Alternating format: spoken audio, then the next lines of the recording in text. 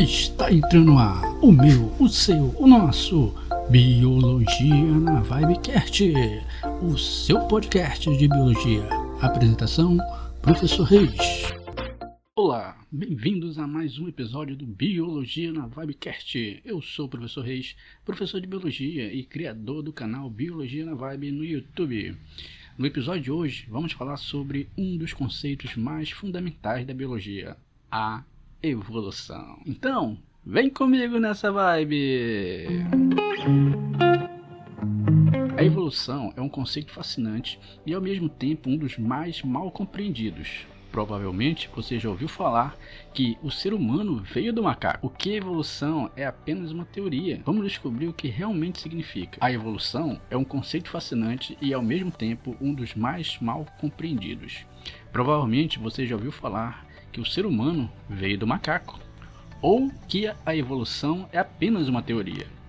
Vamos descobrir o que realmente significa. Neste episódio eu quero desmistificar alguns mitos comuns sobre a evolução e explicar como ela realmente funciona, explorando exemplos da natureza e da nossa própria espécie. Vamos começar explicando o que realmente significa o termo evolução no contexto biológico. Nossa primeira sessão do podcast de hoje é sobre o que é evolução. Quando falamos de evolução, estamos nos referindo à mudança nas características herdadas de uma população ao longo de gerações. Isso não significa que o indivíduo evolui ao longo da vida, mas que as populações mudam ao longo do tempo, principalmente através da seleção natural. A seleção natural é o motor da evolução. O conceito de seleção natural proposto por Charles Darwin é um dos principais mecanismos da evolução. Ele sugere que o organismo com características mais adaptativas ao ambiente tem maior chance de sobreviver e reproduzir, passando essas características para as gerações seguintes. Vamos ver um exemplo prático para você entender aí, você que está aí do outro lado,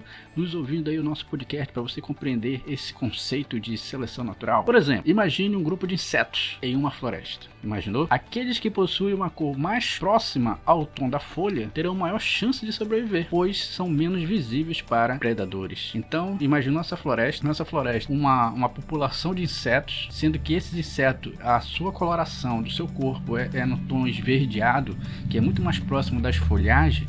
Quando ele fica sobre as folhas ou nas árvores, ele vai passar quase que imperceptível pelo predador, porque o predador, quando passar os olhos nessa região, ele basicamente não vai conseguir identificar o inseto, e dessa forma o inseto está sendo protegido, né, através dessa camuflagem, que também nós podemos chamar de mimetismo, que alguns animais eles conseguem imitar, né, o ambiente no qual eles estão inseridos, e dessa forma ele consegue sobreviver e posteriormente passar as suas características adiante. Mas vamos para um outro exemplo, um exemplo clássico da evolução que nós trabalhamos muito em sala de aula, que é a cor das mariposas. No caso, é o caso das mariposas de Manchester, na Inglaterra, durante a Revolução Industrial. Antes da Revolução Industrial, as mariposas da espécie Biston betularia eram predominantemente brancas, com alguns pontos pretos.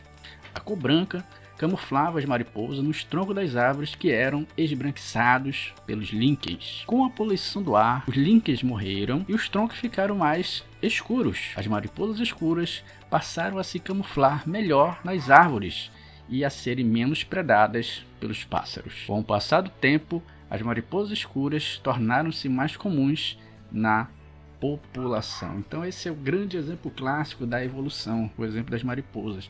Então, antes da Revolução Industrial, antes do processo da Revolução Industrial, sempre existiu, no caso aí, duas espécies de mariposa, uma branca e uma escura. Antes da Revolução Industrial, a branca ela estava mais adaptada ao meio, porque o tronco das árvores eram mais esbranquiçados devido à presença dos líquens. Então, quando ela pousava no tronco das árvores, que ela era de cor branca e o tronco era mais esbranquiçado, o predador, ou seja, o pássaro, ele não conseguia visualizar essa mariposa. Porém, a mariposa escura, quando pousava lá no tronco esbranquiçado, ela ficava muito mais visível ao predador. O que acontecia? O predador consumia mais as mariposas escuras.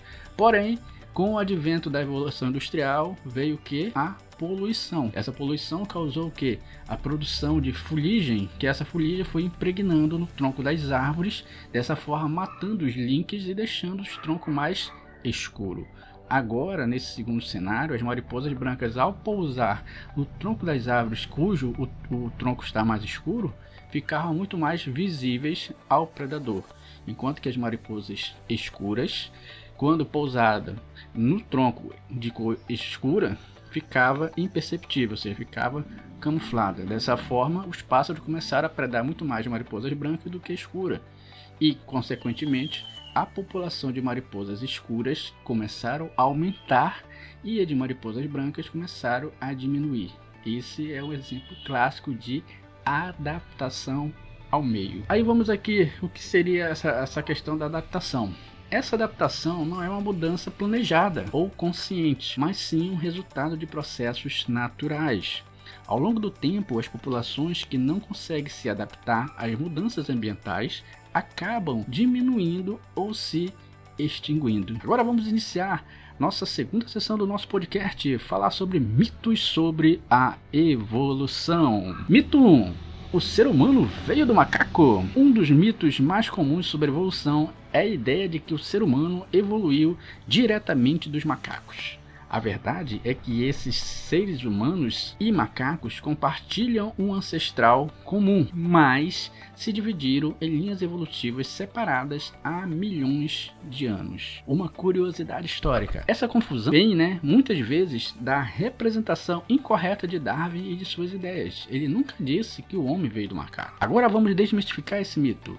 Os humanos e os macacos são primatas, o que significa que compartilham características físicas. Os cientistas estimam que os seres humanos e os chimpanzés se separaram do ancestral comum há cerca de 5 a 7 milhões de anos.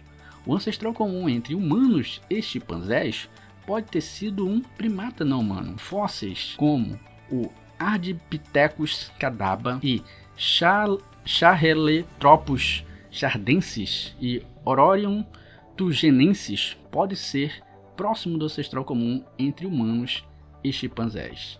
Nesse caso aí, pessoal, os fósseis eles são a evidência principal utilizada pelos cientistas para tentar descobrir qual seria esse ancestral comum que a partir dele deu a linhagem para os seres humanos e para primatas, no caso chimpanzés e outros primatas, certo? Então, através dos registros fósseis é possível fazer essa afirmação, mas até hoje os cientistas ainda não têm uma certeza de qual seria esse ancestral comum. Eu só falo que existiu um ancestral comum entre humanos e primatas. Mito 2. A evolução é apenas uma teoria? Outro mito é que a evolução é apenas uma teoria.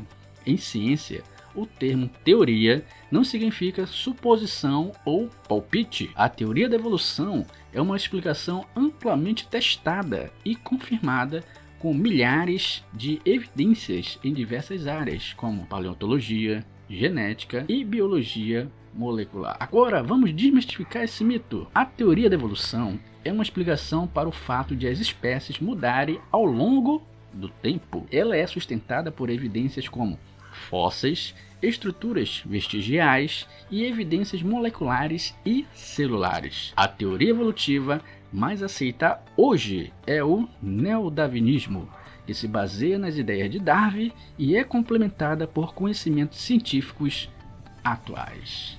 Agora, vamos para um exemplo prático, para você compreender melhor. Você aí do outro lado está nos ouvindo o nosso podcast para compreender melhor. Por exemplo, os fósseis nos mostram como os organismos mudaram ao longo de milhões de anos. E o estudo do DNA nos ajuda a traçar a relação entre diferentes espécies. O DNA, para quem não lembra, pessoal, é chamado de ácido desoxirribonucleico.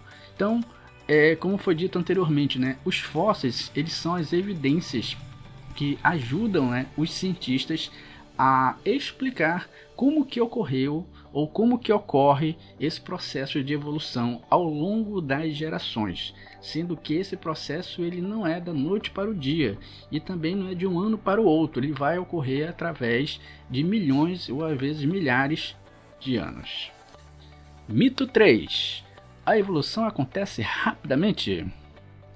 Muitas vezes há a ideia errada de que a evolução acontece rapidamente.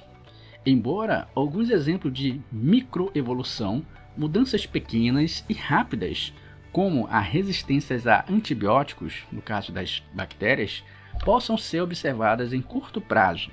A evolução como um todo é um processo que ocorre ao longo de milhares ou milhões de anos. Agora vamos desmistificar esse mito. A evolução não acontece da noite para o dia. Ela é um processo gradual que ocorre ao longo de muitas gerações, moldado por fatores como seleção natural, mutações genéticas, deriva genética e migração.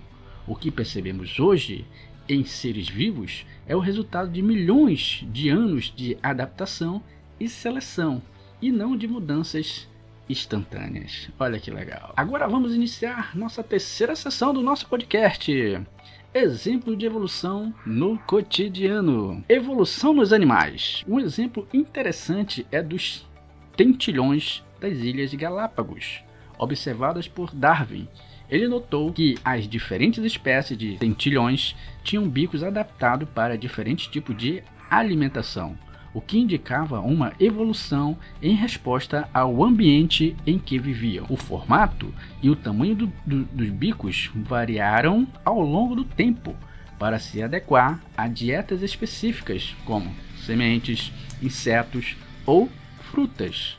Essa diversidade é resultado de pequenas mudanças acumuladas nas gerações, mostrando como a adaptação ocorre para garantir a sobrevivência em diferentes nichos ecológicos. Agora vamos ver a evolução humana. Na nossa própria espécie, podemos ver a evolução em traços como a cor da pele, que está relacionada à adaptação ao nível de radiação solar em diferentes partes do mundo. Vamos entender melhor isso aí num exemplo prático. Pessoas com tom de pele mais escuro, por exemplo, têm uma maior quantidade de melanina. O que seria a melanina?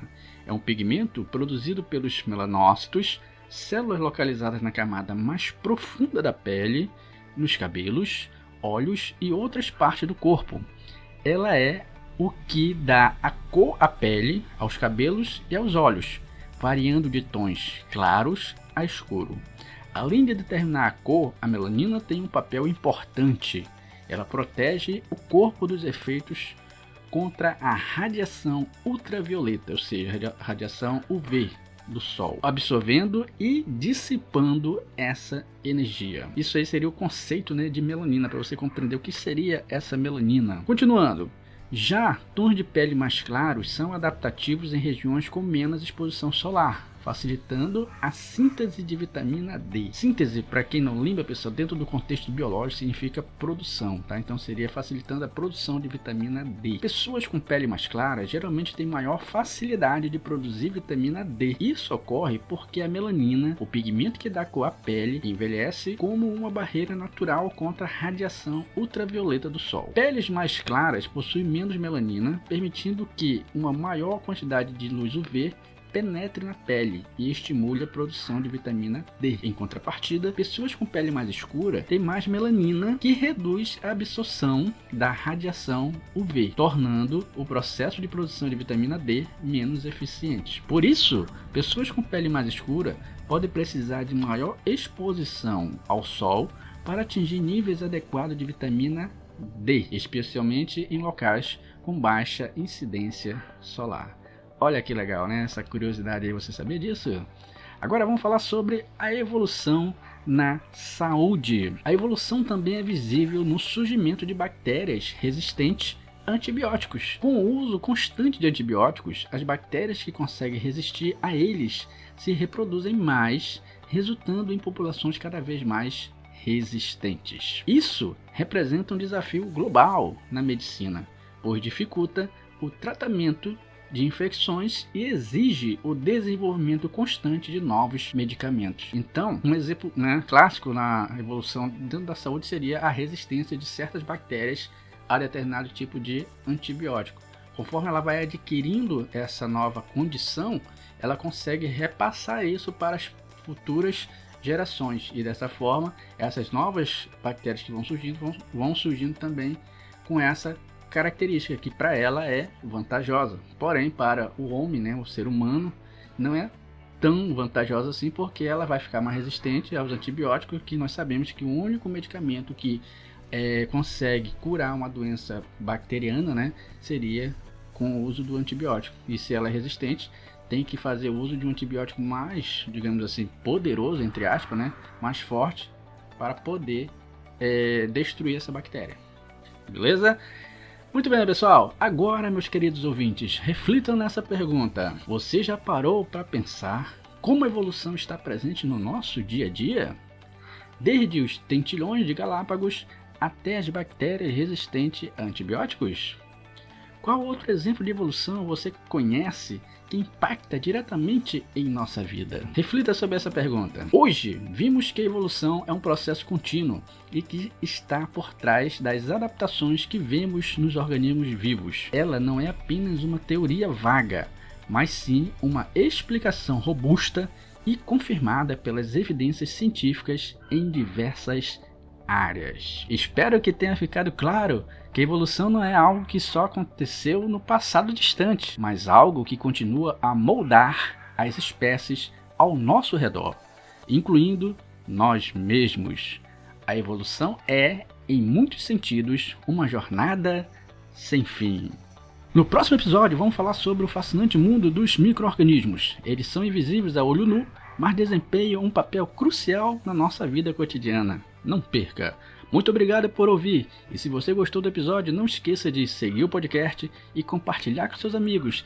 E deixe também a sua classificação do nosso podcast aí, no seu aplicativo de podcast favorito.